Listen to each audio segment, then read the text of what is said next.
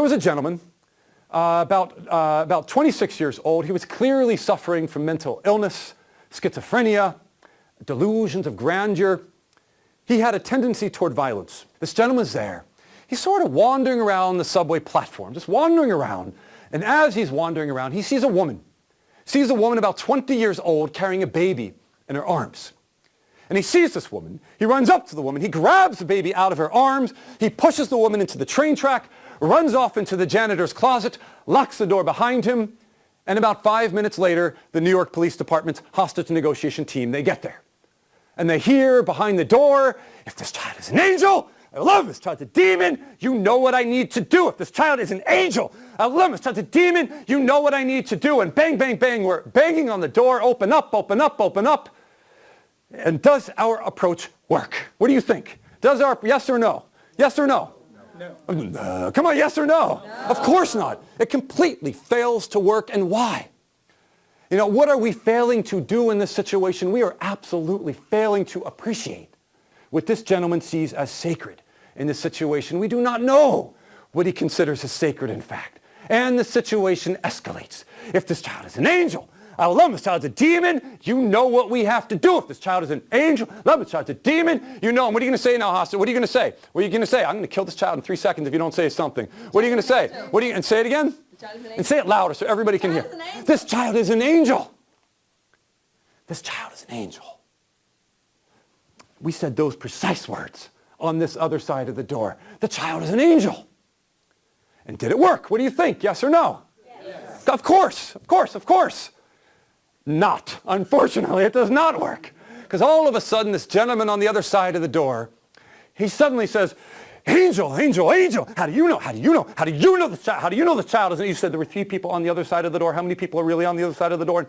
And all of a sudden, we had now made precisely the opposite error that we had made but 3 minutes ago in this room and undoubtedly hours in the real life situation.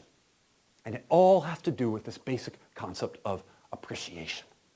Because in a sense, when we're first banging on the door, open up, open up, open up, how much appreciation is going on then? Nada. Nothing. Zero. We are approaching this situation like interrogators. You tell me what I need to know. That approach doesn't work very well in interrogation, and it certainly doesn't work well in hostage negotiation. But 3 minutes later in this room right now, we are way on this other side of appreciation, in a sense, over-appreciating.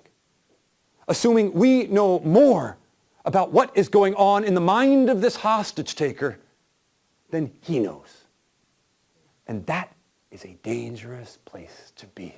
So here we were stuck in this negotiation. Life in the real situation was on the line. What do you do? And the best advice I can give you is the simplest and most difficult advice in the world. 2 things. Listen and ask good, open-ended questions. Talk to us. What do you want? How can we help you? And once we started asking those questions, we started to learn. We started to learn this gentleman was not crazy, at least from his perspective. He was trying to save the world. Save the world from the demons, bring in the good guys. And once we understood that, it completely changed our approach to the negotiation. Because now we could say, you know what?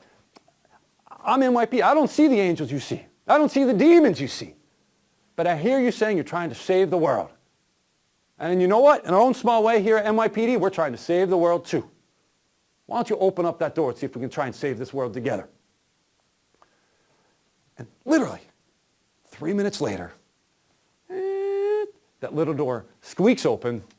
Out walks that gentleman with baby in arms. But it is a challenge, and a real challenge. How do you appreciate? And how do you appreciate when your values, your beliefs feel on the line? That the tendency, if I attack you, the tendency is you're going to defend.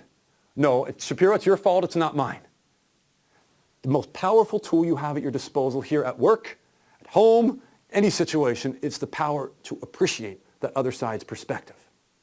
The moment they feel truly understood, heard, and valued for their perspective, that's the moment that the non-negotiable starts to become more negotiable.